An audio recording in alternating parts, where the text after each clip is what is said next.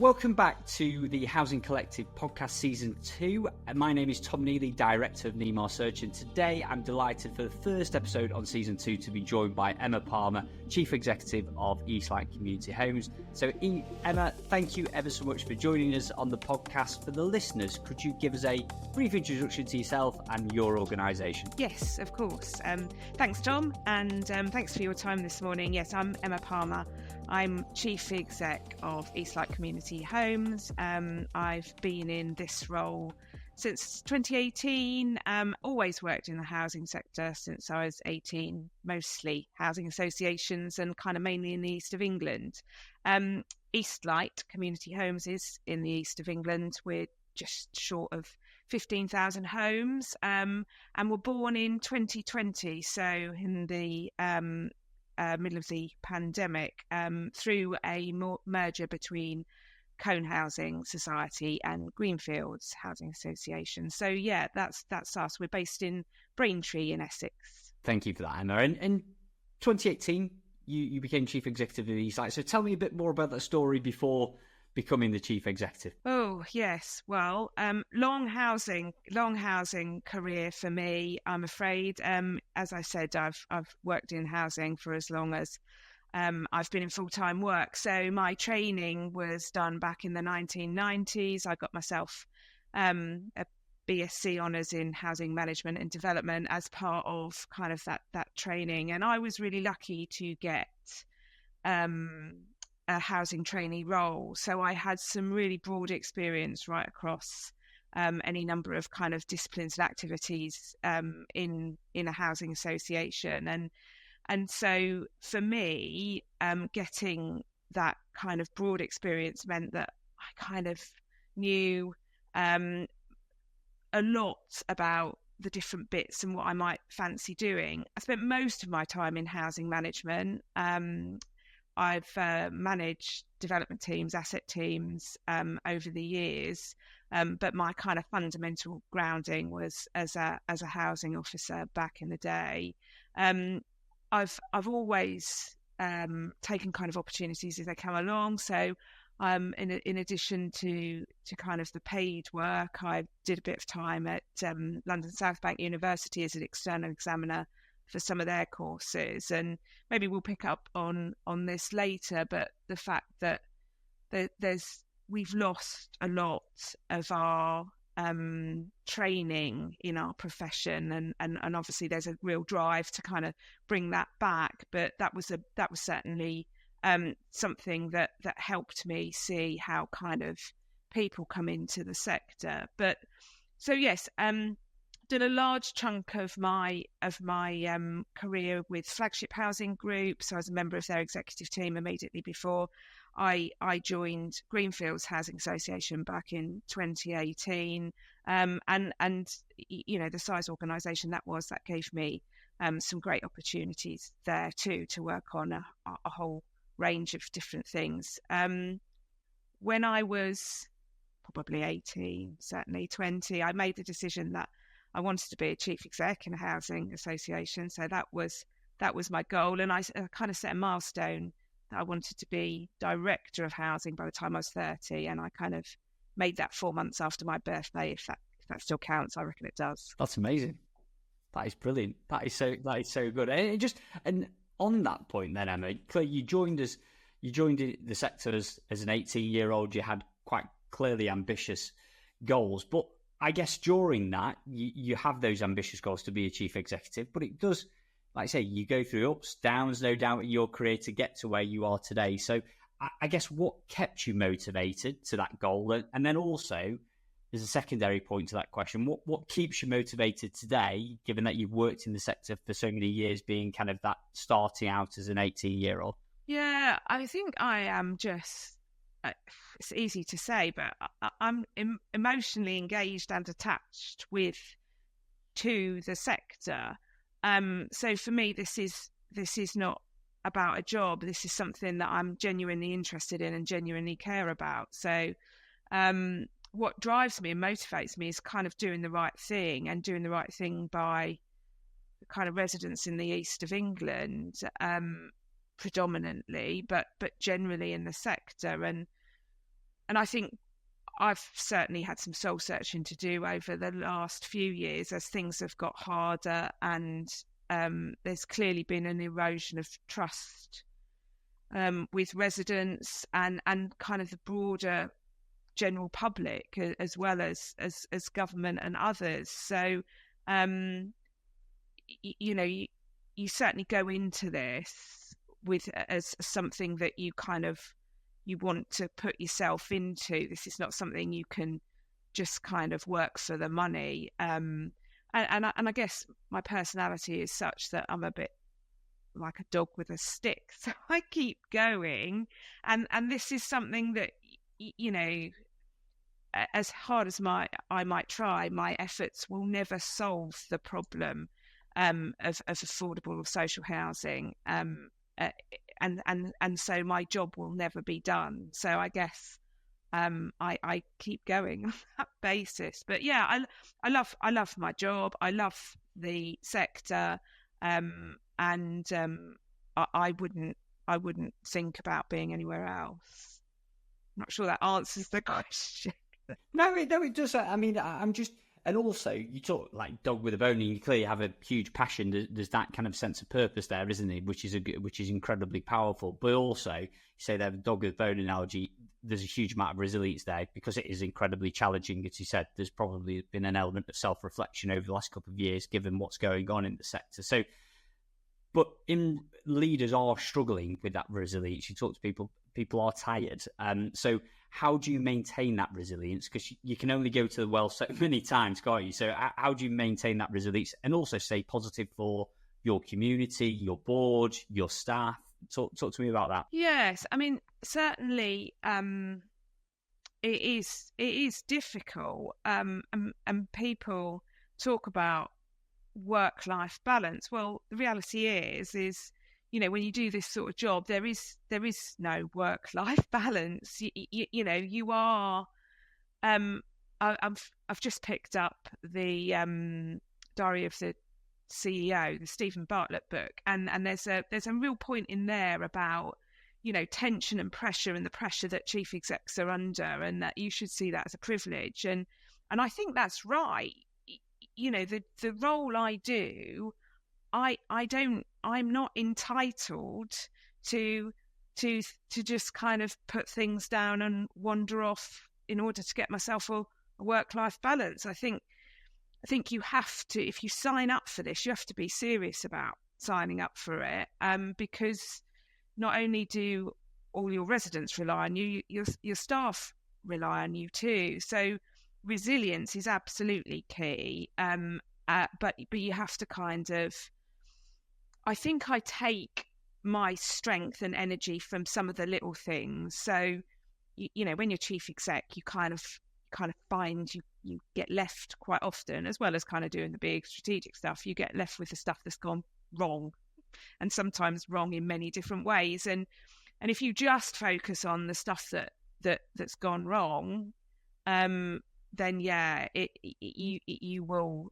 very quickly kind of run out of energy. So the little things, the members of staff that do a great job, the members of staff that thank me. I mean, as a chief exec, you're rarely thanked. That's not what happens. And again, it's that whole point about resilience. You have to have the courage of your own decisions and your own conviction. But when you do get a thank you from a resident, one of my colleagues, then that goes a long way. Definitely. And just, you talk about the point there is the chief executive, it can be a lonely job, frankly, at the top, because you haven't got a direct boss to a certain extent. Yes, you have the chair, you have the board, but it's not a kind of line manager perspective. I mean, just given that, and obviously given your deep involvement in the sector since, as you say there, since you were 18, how do you also ensure that you're getting those perspectives from outside the sector, just to make sure you're not avoiding an insular viewpoint? Yeah, sure. So my chair is very good. She stretches me, and she will nudge me and make sure that I'm doing all I can. So Hattie Llewellyn Davis, she you're right, it's not a line management role, but she will We've got a very open, honest relationship, so we can have those conversations about kind of how I feel and where I'm at. In terms of how do I get different perspectives, she encourages me to, and I'm keen to, do some external shadowing. So a couple of 3 times a year, I will go and spend time with different organisations, not just in the sector. I mean, I've done some in the sector, went to spend time with Peabody's executive team for a day. So thanks to Mr. McDermott for that one. But I've been to His Majesty's Maritime and Coast Guard, spent time with the Chief Exec and the executive team there, an end-of-life charity. I've spent time with Marshall Motor Group, a number of local authorities. It's to help me see how other organisations kind of work. You can see kind of how the culture starts to work when you spend time with the senior team. I went into Princess Alexandra Trust over in Harlow, the NHS Trust. That was really interesting to see kind of how the NHS works, the kind of, and the administration bureaucracy that sits around that in comparison to what we have in housing, and then compared to something very commercial like a motor group. So I do that, and I invest time in doing that, and I always bring something back as well. And that's a variety of different things. That might be, actually, I like how that executive team behaves in a particular circumstance, or it might be, I like that kind of way that chief exec communicates with his or her staff. There's stuff that I unashamedly steal when I go and spend time with others. Without a shadow, steal with pride, I call it, Emma. Without a shadow of doubt, and with permission, of course. And with permission, of course you do. Yeah, no, without a shadow of doubt.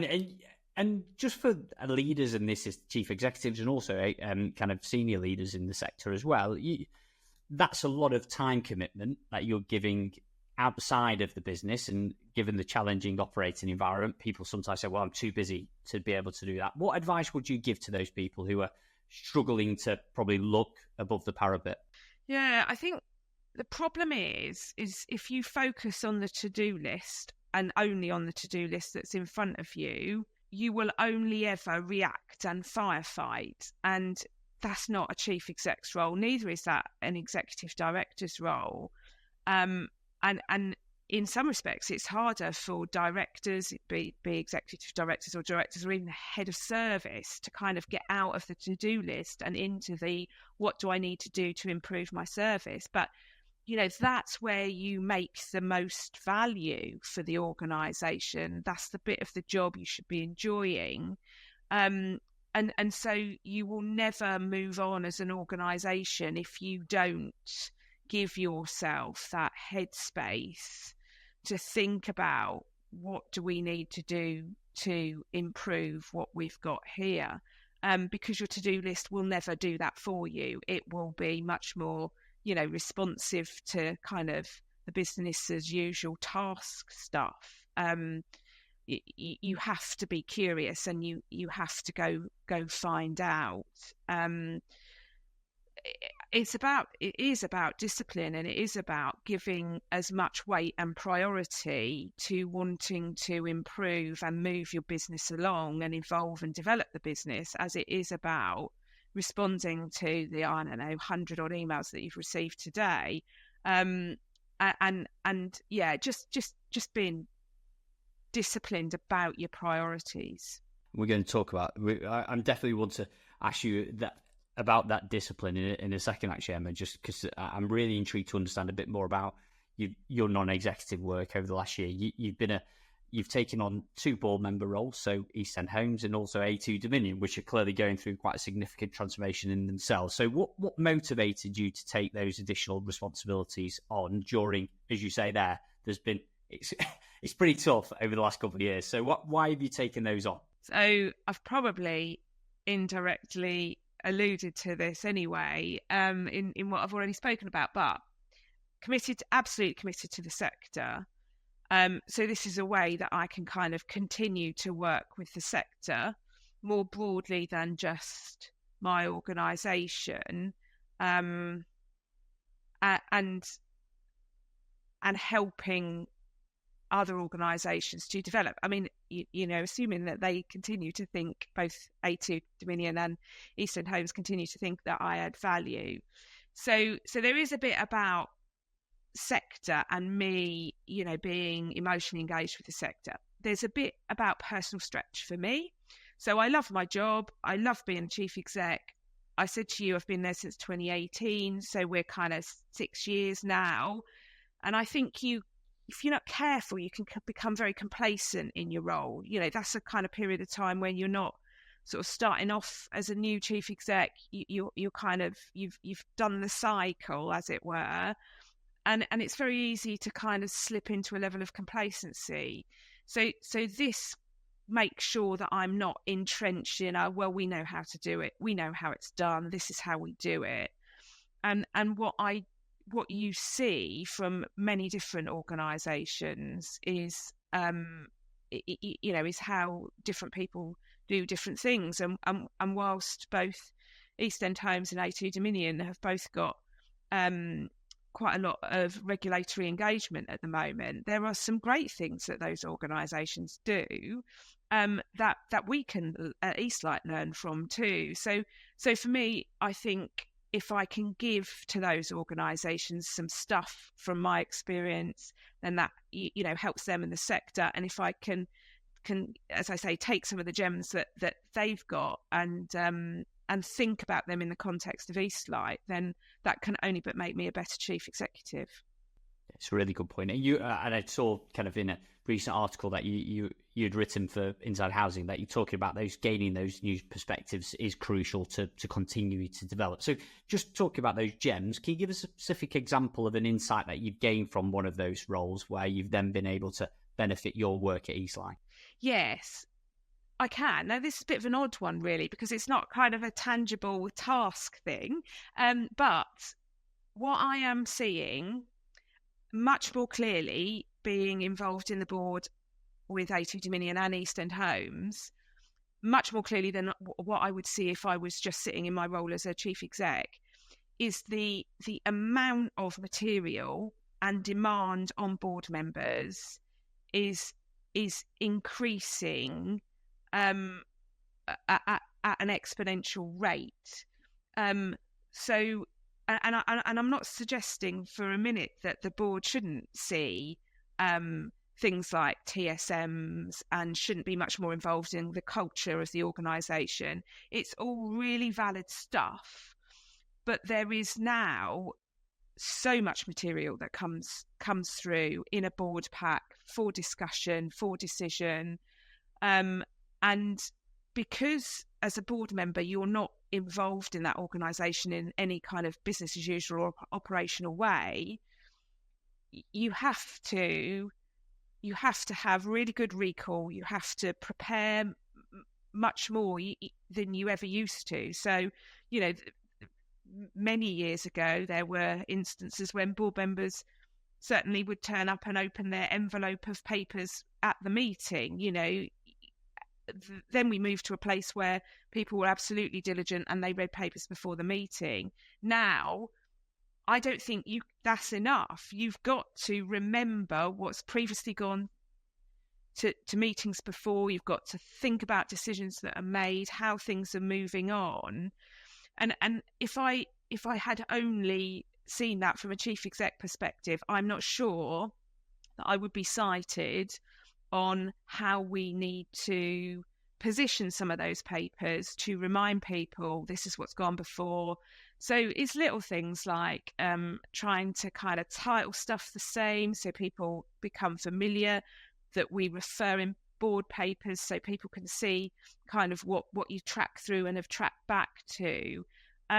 So whilst that's not kind of an individual thing, I think this is going to be a real issue for boards, individual board members, and then executive teams on how they present things, because we've got, as an exec team now, we've got to think much more about not just who our audience is. And I this is one of the things that I'm really focused on when I do talk to kind of execs about how they write papers, is think about your audience. But it's not just think about your audience now, it's think about what's been before, what do you need to remind people of, what are the key messages, what's the regulatory environment, and we need to get much cleverer at how we put together kind of board reports and governance work.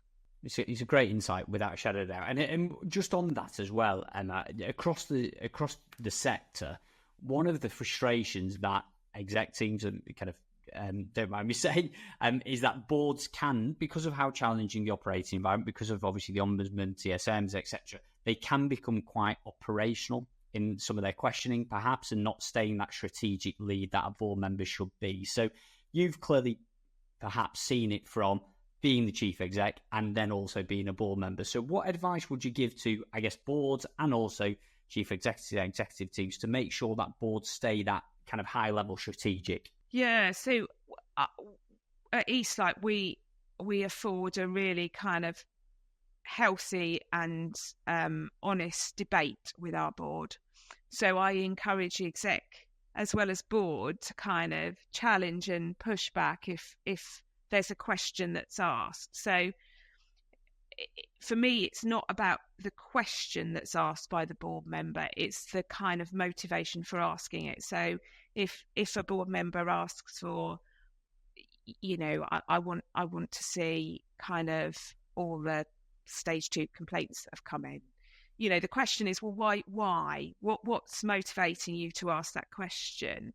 So it's about understanding what as an executive team we have not given sufficient oversight and assurance on in order for them to ask the question. So rather than then provide them with a load of operational detail that won't actually answer their question or won't satisfy their anxiety, because their anxiety still exists around, I'm not really sure what's going on with stage 2 complaints, if that's what, as an example, that would be, my ask to the board member is, well, actually, what is your concern? If your concern is, how are we managing stage 2 complaints? Are we handling them properly? And what oversight and assurance does the exec team have? And what oversight and assurance can we strengthen for the board? Then you can lift the operational questions to a kind of something that is much more satisfying for the board member, who should want the assurance and not the detail, and is much more satisfying for the exec team, because then it is their job to decide how they provide that assurance, rather than, well, you asked for the information, I've given it to you, my job is done. I mean, the onus is therefore on us as execs to think rather than just respond, but we're paid to do that. Yeah, no, definitely. And just in regards to, I guess, the point that I made a second ago, Emma, around the word that you used, discipline. So for senior leaders who are wanting to take non-executive roles, and also chief execs that are wanting to take potentially multiple non-executive roles, which you do successfully, can you share some of the strategies around managing those multiple high-level commitments effectively? So you've got to go into it understanding what the commitments are. Without a doubt, you need to be able to manage that and be able to commit to the kind of things that the role needs you to commit to, and you need to properly get under the skin of that. So you can get a job description and it will say, oh yes, this is a non-exec role, and there's 12 meetings a year, and then there's a full stop. Well, there never is. There is always, in order to do that board member role properly, you have to do more than that. So you have to really understand kind of what the role is, and each organisation operates differently, and each will have a different draw on you, and at different times. So depending, certainly the two that I'm working with, depending on kind of where they are in their regulatory journey, the amount of time I've had to put in has varied and will continue to for a while. So for me, there's a point about really understanding kind of what the role is, and spending time up front to do that. Then for me at Eastlight, it's about surrounding myself with competent and capable people to kind of run the business. We're back to that.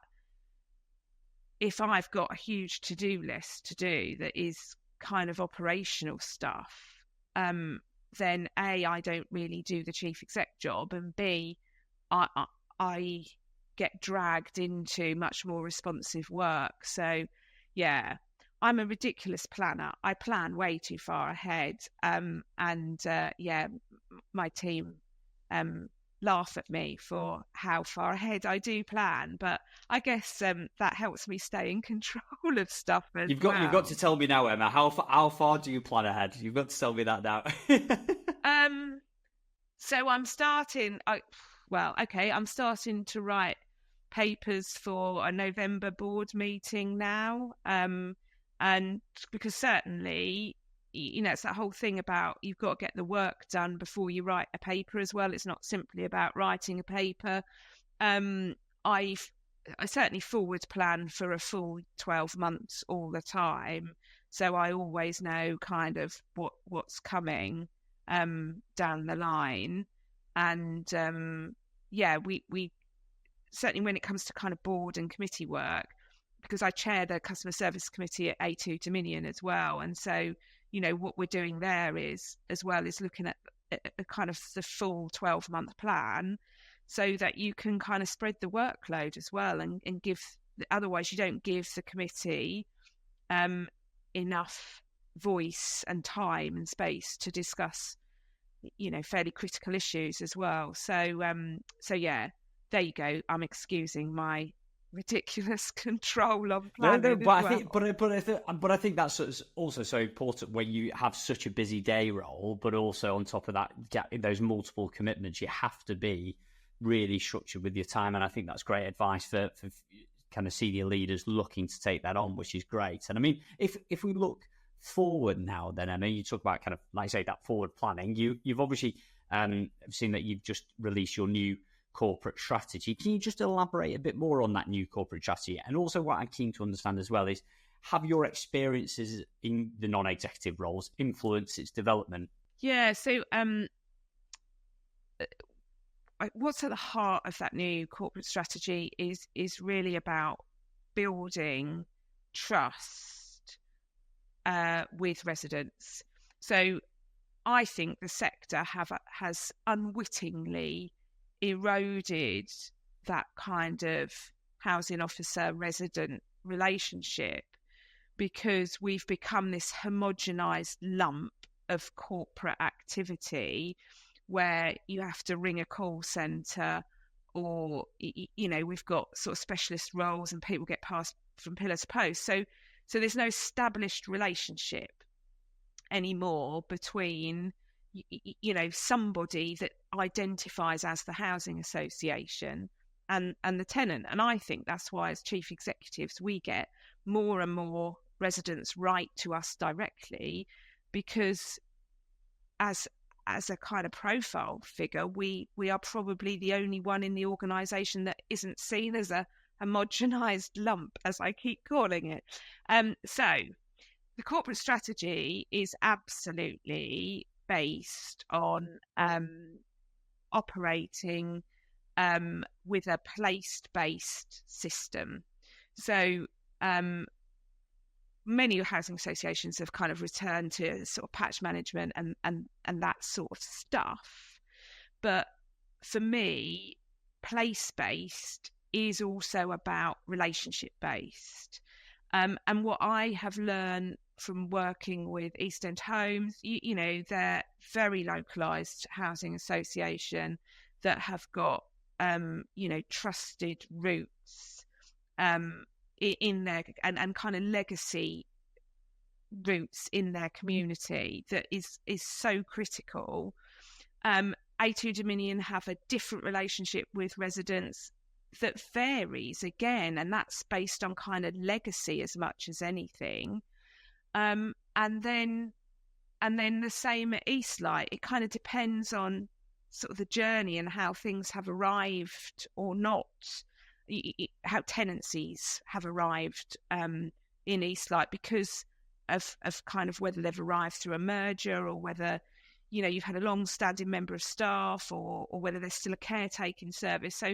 So for me, it's about place-based. It's about re-establishing relationships and seeing the quality of how relationships have varied across 3 different housing associations there. That is not about the kind of corporate priorities of, is this new supply, is this asset investment, but is absolutely based on the relationship between the resident and kind of whoever the face of the organisation is. So that's what's at the heart of that new corporate strategy.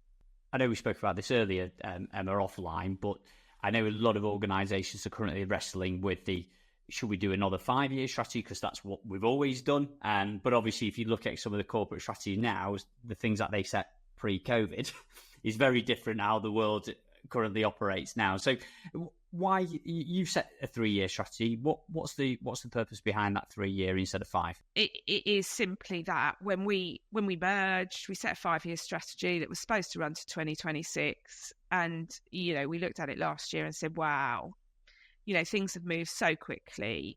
This is no longer relevant, and we would never have expected it to have been so far from where we are now when we set that.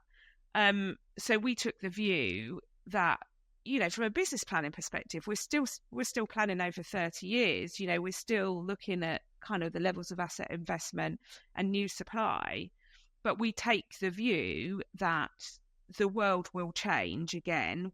We don't know how, where we'll be in 2 years' time. And do you know what? It's also okay to extend it. If we say, well, actually, it's entirely relevant.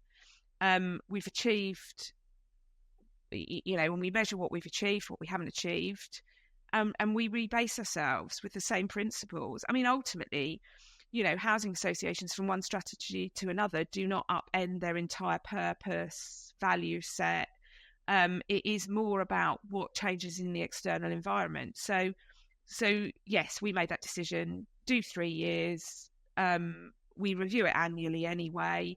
Do you know what? If the world settles down and things are as they are, and we want to extend it for a further 2 years, and that's entirely relevant, then we're confident enough to do that. But I also think that we know that we'll need to change it. I mean, one thing that hasn't changed and will never change for Eastlight is that we are entirely wedded to and focused on that kind of resident-led piece.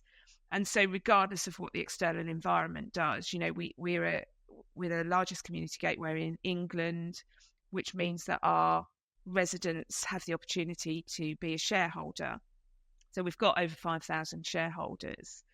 And that in itself isn't the big deal. The big deal is that we have spent the last 4 years really developing and improving resident influence to make sure that we've got that in the boardroom formally, but that we have well-developed kind of infrastructure for residents to play roles at a variety of different places in the organisation. And you spoke about it earlier, I mean, just that across the sector, and I think as a country as well, there is that erosion of trust that's rife at the moment. I mean, but and then in the same note, you're also talking about how you influence or improve resident influence within the organisation. So talk to me a bit more about how you are doing that to improve the resident, and also, I guess, gaining that trust again with the residents. So they're two slightly different things. There's a point about kind of the transactional relationship with the resident on the ground when it's about dealing with their tenancy. And then there's a point about being really kind of owned and led by your broader resident base. So we've talked quite a lot about the kind of individual trust and how we build those individual relationships. For me, the piece about resident influence is about being brave enough to listen to what your residents say, because quite often they will say things that you might not want to hear, but there's always a point. And interestingly, when we've had conversations, so we've got a customer influence committee that's entirely made up of non-executive directors that either hold a tenancy or a lease with us, and they are involved in our kind of strategic conversations, so they're part of the strategic away day. When we had the introduction of the rent cap, however many months and years ago we are now, when we were imposed with the 7% rent cap, we had the discussion with the board and the broader non-exec base, so those customers, about what were we to do. Would we take the full increase, and there was a lot of hand wringing by our traditional board members who were concerned about cost of living rises for residents, and that's good and that's right and proper. But what the residents in the room were saying is, actually, no, it is bestowed on us to make sure that we make the right decisions for the organisation. We need to invest in our homes. If we don't apply rent increases, we don't continue to invest in homes. And in actual fact, we can't fix the cost of living issue in society. What we will simply do is erode our standing in our communities by restricting our ability to invest in new supply, or what was particularly important to them at the time, energy efficiency and investment in existing homes. So developing that kind of confident voice in your boardroom, for me, is really critical. But you've got to invest in getting the confident voice. So again, the last 4 years, we've put much greater time, effort and resources into developing people that are interested to come into the boardroom or a committee room or actively engage with us in kind of policy consultation. So we've got a resident academy. We run that in person. We run that online. We spend time showing people what a housing association balance sheet looks like. We talk to them about the weird terms we use. We show them what a boardroom looks like. We try and remove that whole point about intimidation, because they are people that bring an awful lot to those boardroom discussions. So for me, consumer standards and the new regulation force housing associations to put resident engagement more in their business. There are some organisations, and Eastlight is one of those, that genuinely want resident engagement at the heart of their business, and I think the key to getting that done properly is to invest in the people and the pipeline of people that you need to get into the boardroom. Definitely. And on that, I find it fascinating, actually, because I can always remember the kind of social housing green paper going back in so many years ago now, where it was talking about that voice of the customer, and then clearly consumer regulations has made it so much more enforceable that there has to be a voice of the customer embedded in everything that you do. But I think I also really like the way that you've invested so much resource in regards to that resident academy, because naturally you can't just put a resident on a board and expect them to flourish. You have to give them the tools and also the foundations to succeed. So with that being said, clearly some organisations across the UK probably don't go down the resident on the board route, just something for whatever reason they don't do it. But for people who are contemplating doing that, whether or not it's consumer regulations or whether or not they want that diversity of thought on boards, what advice would you give to chief executives and boards who are starting those conversations? So I think it is that invest at the front end. We've now got this maximum 6-year term for board members, and so there's a real churn of board members as well. There's a lot of positions that come up, and people, people are looking for board members. But what we do is we kind of ask for experience, and we end up with people like me in the boardroom, which is of course no bad thing. But you know, I've had years of getting used to what a boardroom looks and feels like, because you know, I've observed meetings, and then I've presented papers as maybe a director, and then you play a bigger part as an executive director. And now I'm used to the boardroom because I'm in a chief exec role. But it's that point about, you can't just throw somebody into a corporate environment and expect them to flourish. So you really do have to think about where you can create opportunities for people to kind of, you know, it's that whole graze their knee rather than break their leg thing. You know, you can't put people in a boardroom that aren't ready to be in a boardroom and then ask them to make some really critical decisions about the future of an organisation.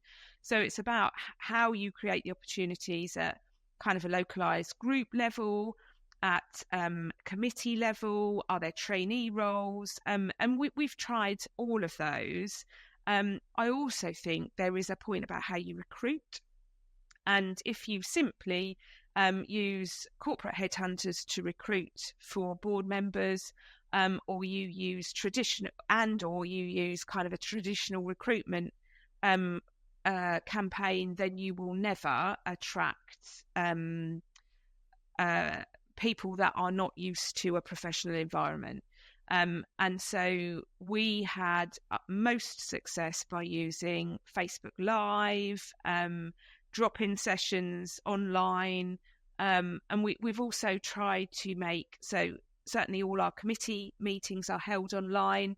It's about accessibility. You know, you need to be able to make these opportunities accessible to people as well, and in order to get the kind of broadest diversity in your boardroom, you simply can't run meetings in Braintree at 7:00 at night and expect somebody that lives, you know, an hour away, who doesn't have a car, who has 2 children and a load of childcare and has done a full-time job during the day, to then think, right, I'll prioritise going and sitting in a boardroom that I find intimidating, alien, and I can't get to. So my advice would be to really think about, how do you make those opportunities interesting and accessible to a kind of broader range of people, and you know, not just kind of us professionals or those that are ex-professionals that kind of want to continue to give to the sector, which is great motivation.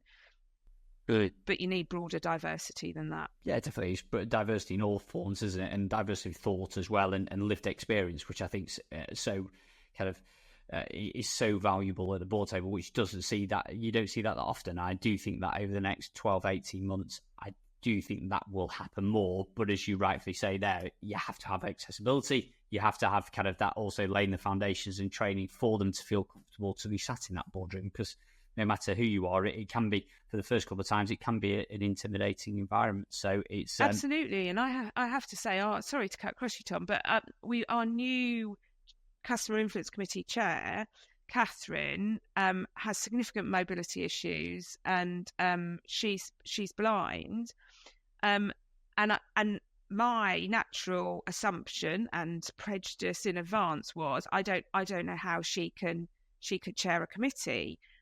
Because she's not bright enough to do it, she absolutely is, but how do those disabilities prevent her from doing it? They don't.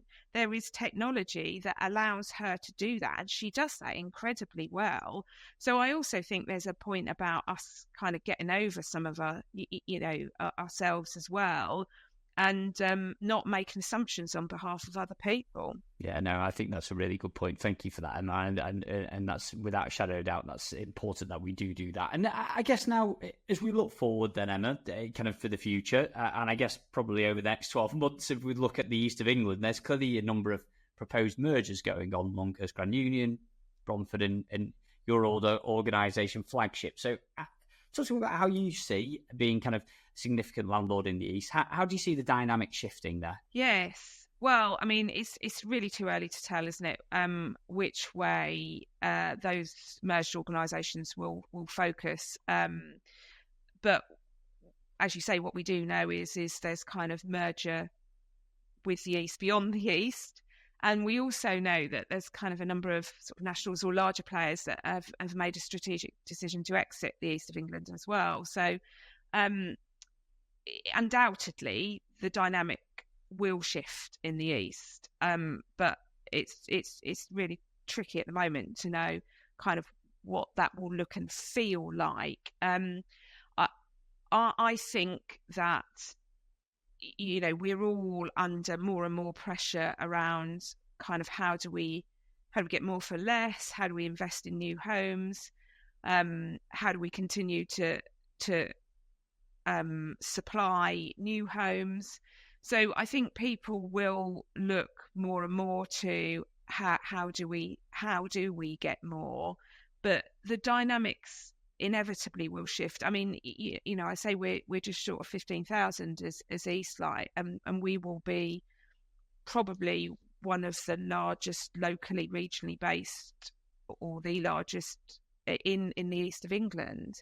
So I am thinking, and I guess one of the things that I think is a real challenge is how does the East of England continue to be served by us as housing associations and kind of registered providers, because there seems to be a kind of shift away, and you know, as a mid-sized organisation, we can do so much, but can't respond to all the gaps that will leave. So I think there is a really important role for those of us in the East of England to think about it more broadly than just our own organisation. Do you think that, just given what we've just been talking about around the voice of the customer, do you think that potentially could get lost in the East?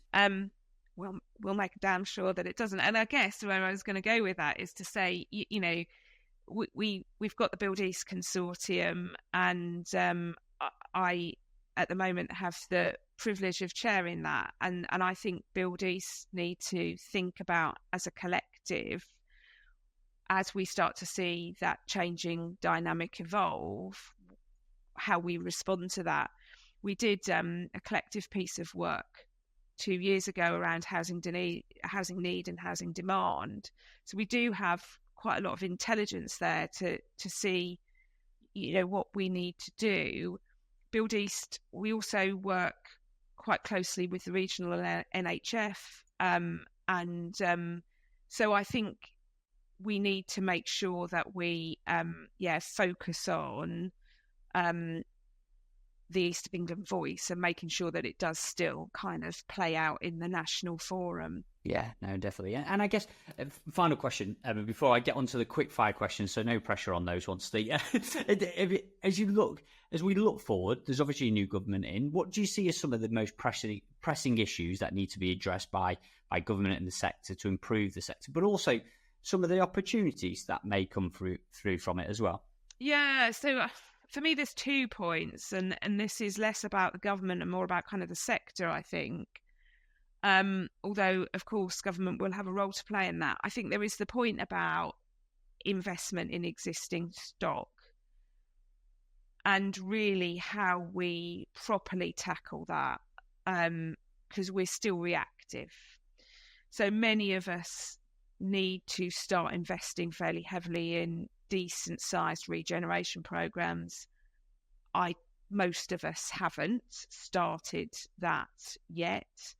Many of us have got some track record and experience in it, but not really focused on how we deliver that. And there's a real tendency, isn't there, for people to smooth capital expenditure over more years, particularly when finances are stretched right at the moment. So it's counterintuitive, but I think there's a real point about investment in existing homes. And the second point is it's the cultural piece in housing that has been kind of driven by the media over the last couple of 3 years. We've had Daniel Hewitt, we've had Quajo, who have really started, and that's that point about making you stand back and reflect, you know, really started to push us in terms of how do you think and respond to residents? And it is that point about trust.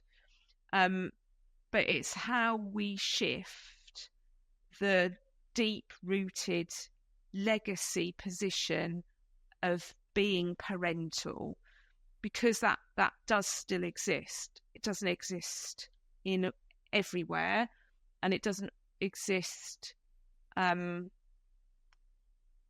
exists in pockets and more broadly. But how do we truly shift that so we see that as adult relationship, and not one where we play parents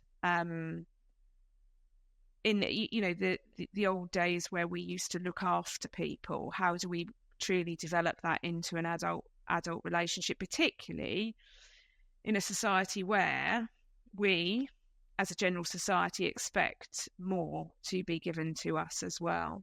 I think it's a real challenge. Thank you, Emma. I thoroughly enjoyed this conversation. But before I let you go, we do have some quick fire questions. So what has been your most valuable leadership lesson you've learned? It has to be just don't ever miss an opportunity. So even when I think I've made the wrong mistake, I've taken a job or a role, or I've ended up doing something that I think I really don't like, or I feel uncomfortable with. Actually, you learn stuff from every opportunity.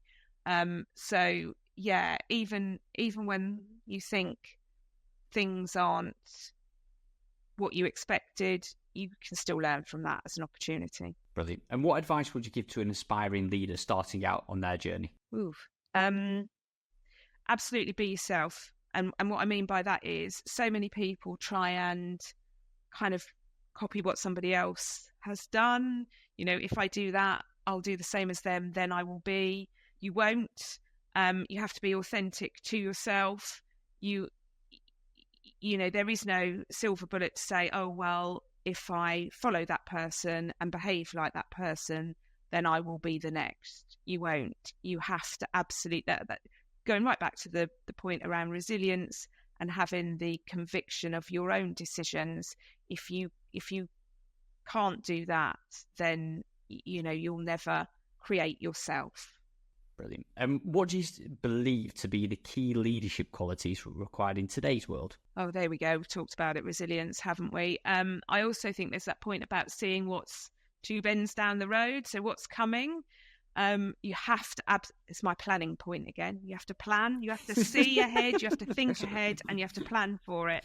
And there's a point about empathy as well. In all of this, there is a point about understanding how your people are, how your people feel, what pressure they're under, and understanding how residents feel. So I would say resilience, seeing what's ahead, and empathy. Brilliant. And final question, I promise, what one leadership book you'd recommend to the listeners? Yeah, this is an odd one, I suppose, because it's not one of those big strategic books, but I really like How to Be a World-Class Manager by Wayne Clark. It's got some super little summaries at the end of each chapter, and it's not, like I say, it's not one of those kind of big strategic thinking. But what it does do is it just recalibrates you on some of the basics about how you should communicate with your team. How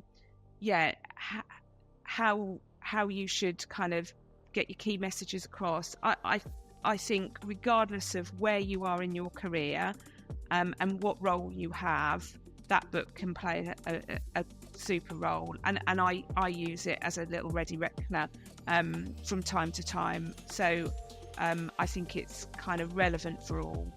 That's brilliant. I would definitely I've not heard of that one, so I would definitely get that ordered on Amazon after this conversation. So Emma, thank you so much. Thank you so much for joining us on the Housing Collective podcast. I've really enjoyed this discussion, and I'll look forward to seeing you soon. All right, that's great. Thanks, Tom.